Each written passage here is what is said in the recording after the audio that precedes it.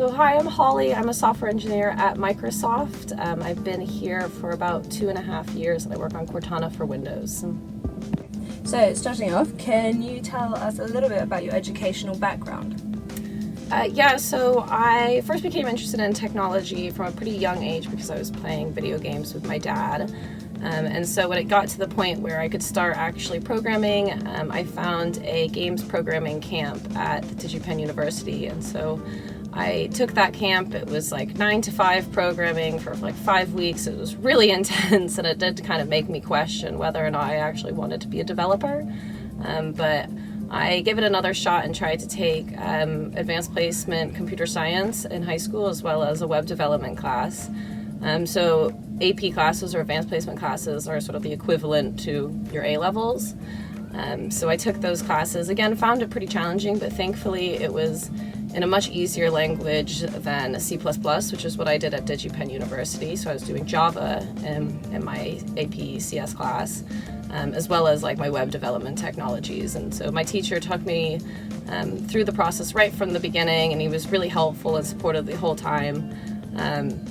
And so it was really from there and like the inspiration that my teacher gave me that made me want to continue and push through with my computer science education into university. And so even though you had such a wide range of subjects, you still chose to do computer science anyway. So did you ever consider doing anything with the other subjects that you did, as in along those lines, or was it just always you went to do? Yeah, so computer science was not always exactly like the easiest subject for me. It's certainly something that requires a lot of patience, and for someone who likes to get things right the first time, you quickly have to learn that's not the case in computer science. You won't get it right the first time, and when you do, like that's an awesome moment because it just doesn't happen very often.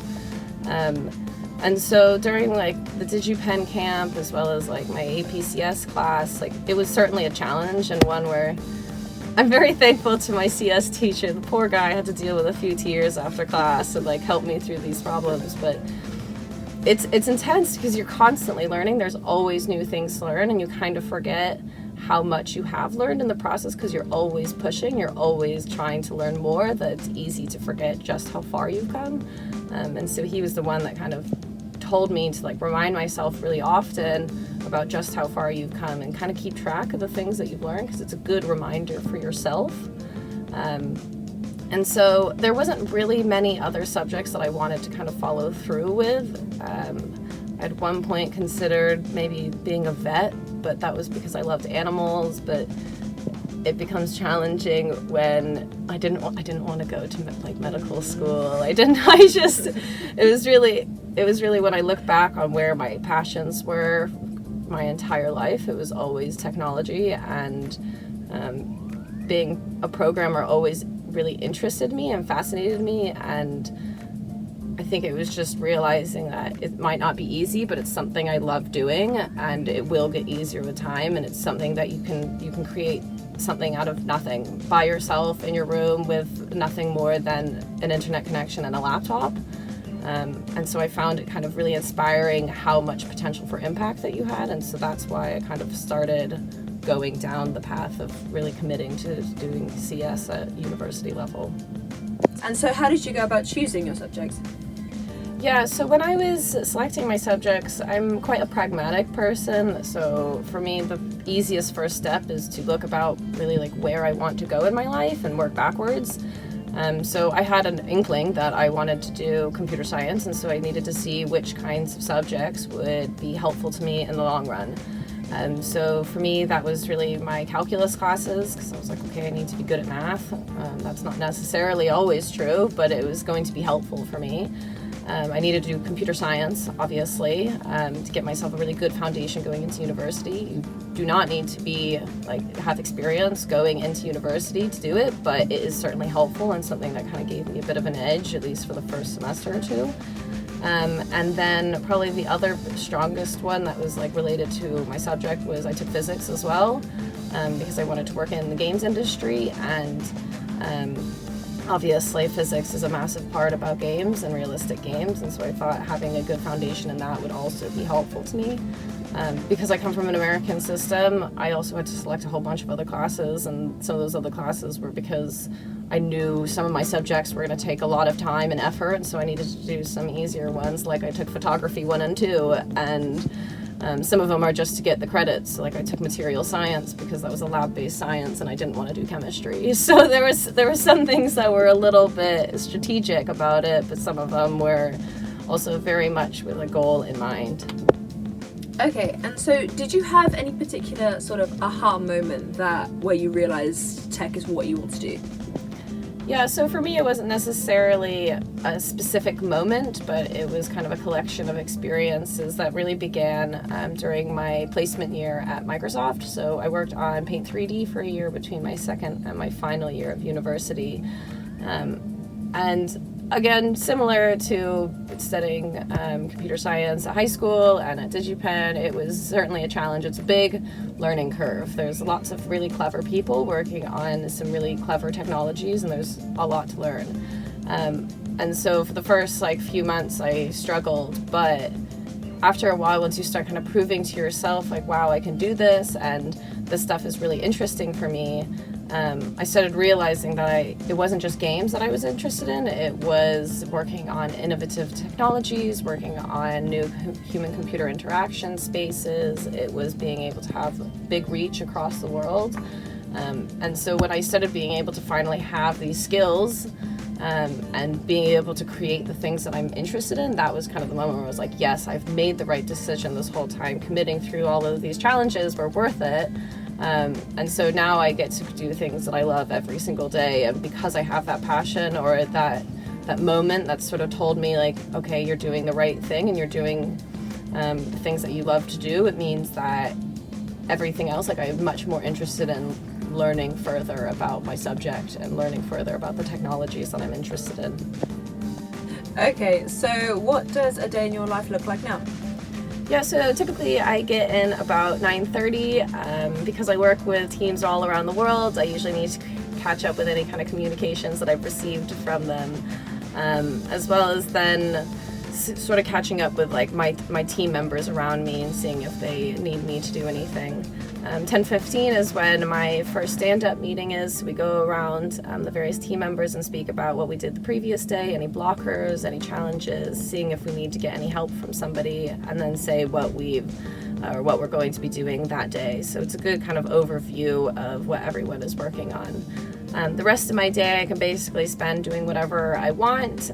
So I'll either be working on bugs, fixing bugs, or creating different features for the application.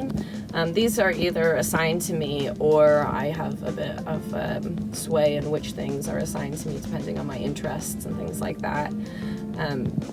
So most of my day is spent just mostly programming. I'll also have quite a few meetings with different designers and different developers to talk about upcoming plans, have them look over the things that I've created, discuss different architectures, things like that.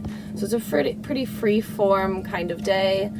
What's nice about Microsoft is they give me lots of time to do other things that I'm interested in. So I get involved a lot with the Technical Women at Microsoft group, the Microsoft DigiGirls group, and lots of different outside projects. And so they give me the time and space to be able to do that because it's enhancing Microsoft, it's enhancing the community. And so for me that's really important, that I have that time and space to do that.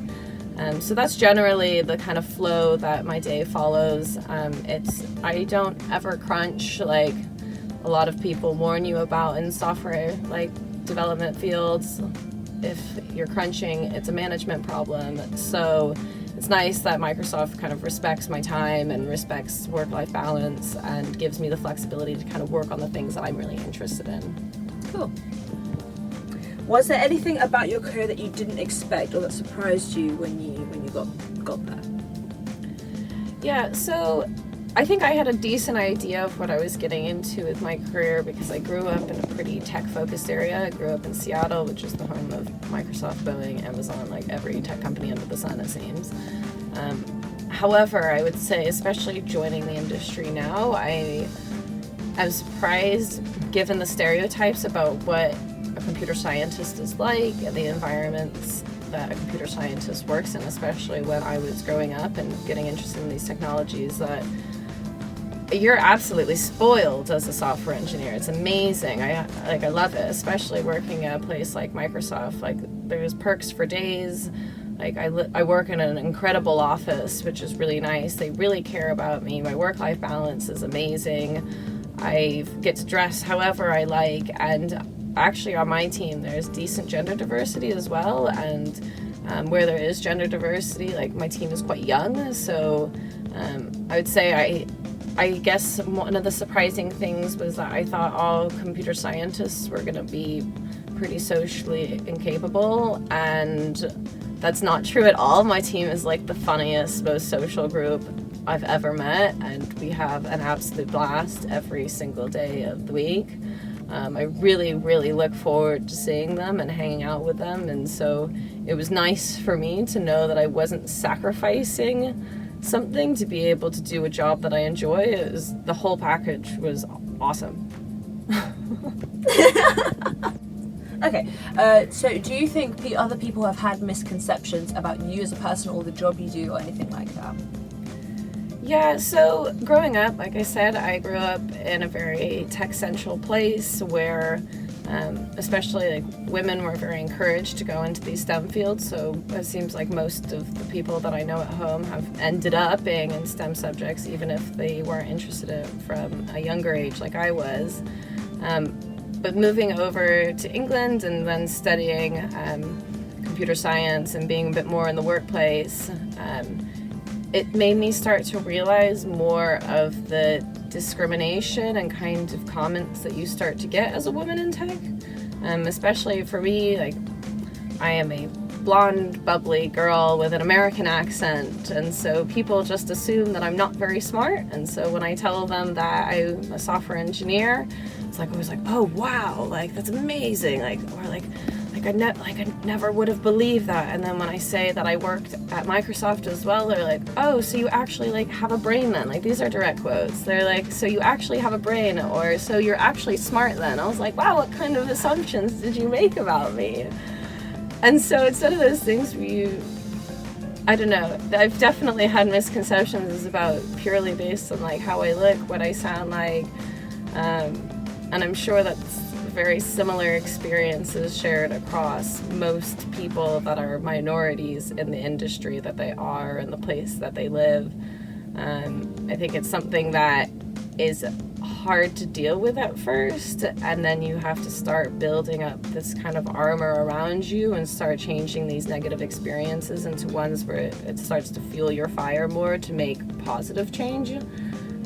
We all have to go through these things, and so it's more about what you give back than anything else. And so these misconceptions ended up inspiring me to try to make progress for someone else, so hopefully the next blonde, bubbly American girl that comes along doesn't need to deal with the same kinds of things that I did.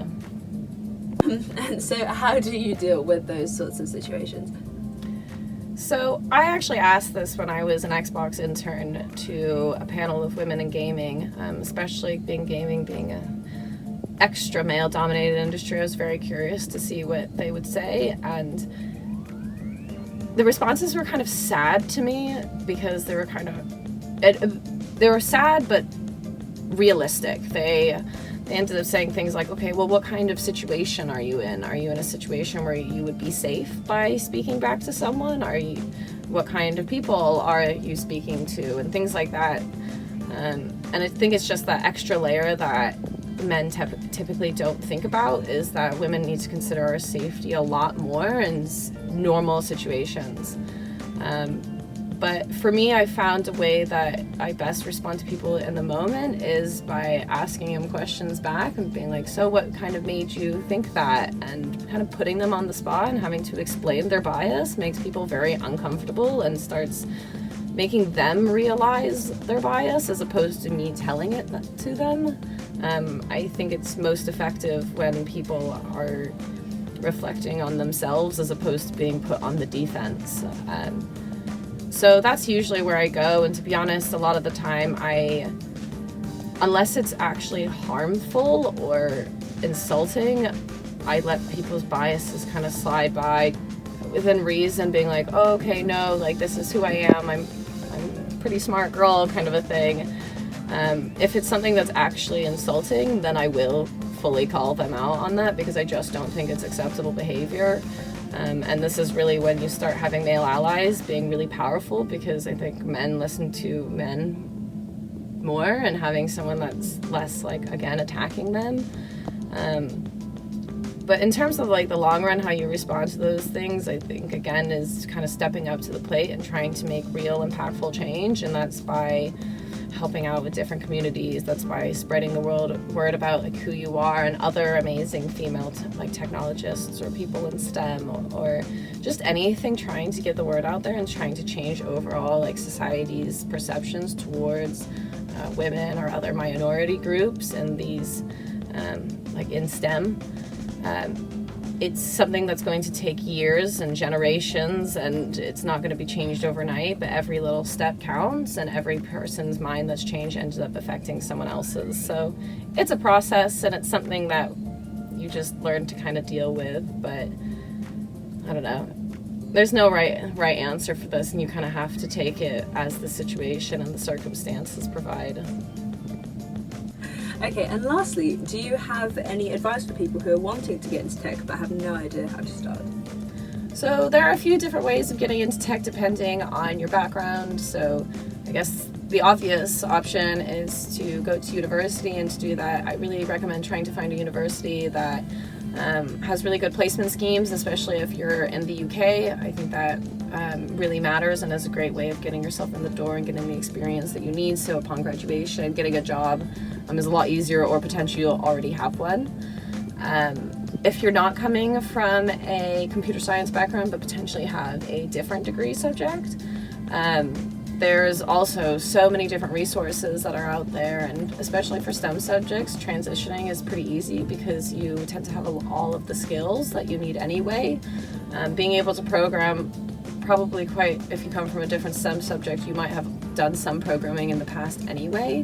But programming is really just a tool, it's syntax, it's things that you can learn. And there's so many online free resources out there to help you with that. If you're coming from a non-degree background and are really just kind of interested in not going to university and just starting out, I would say apprenticeship programs are really cool, and something that I've been learning more about recently myself. So even a company like Microsoft has a degree apprenticeship program, so you end up walking away with a degree, a job, money, no debt. Like it is like the best of all of the worlds. I don't understand why more people don't do them, but they're certainly increasing the number that are available. And so I would say if university is not necessarily the path that you want to take, then an apprenticeship program would be really good. Other than that, there's a bunch of boot camps out there. They're pretty expensive generally, a few £1,000s, but they can be really useful of getting that kind of formal education that you might need. Thank you. Yeah, there's so many different routes. You just kind of have to choose the one that's best for you. Mm-hmm.